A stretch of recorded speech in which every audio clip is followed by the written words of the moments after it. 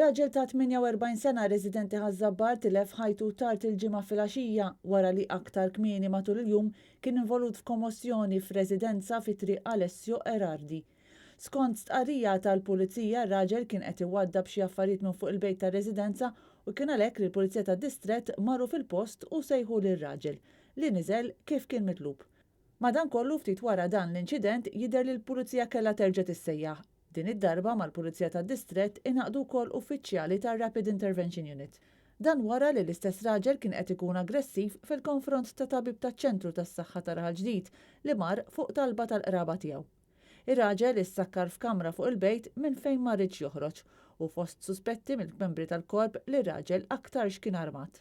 Wara diversi sigħat il-Pulizija rnexxielhom jikkonvinċuh jinżel iżda reġa' beda jkun aggressiv fil-konfront tat-tabib sakemm telaq jiġri fis-sular ta' fuq u tasal tat-tieqa. F'dan l-istadju l-Pulizija tal-Arajju kienu kostretti jżommuh bl-użu ta' stangan filwaqt li t-tabib amministralu injezzjoni biex iżomm kalm. Ir-raġel kien assistit ukoll minn tim mediku li kien qed jistenna barra f'ambulanza wara li intilef minn sensieħ u tieħed l-isptar Mater Dei għal ħabta tal-11:30 abbord l-ambulanza skortata mill-Pulizija. Madankollu ftit tal-ħin wara l-Pulizija ġiet informata li r-raġel kien tilef ħajtu. Il-kawża tal-mewt qatt trid tiġi konfermata kif is-sigħat li ġejjin mistennija ssir l-awtopsja fuq il-kadavru tar-raġel. Dwar il-każ infetħet inkjesta maġisterjali mexxija mill-Maġistrat Jana Mikallef Stafraċ li ħatret diversi esperti biex jassistuha.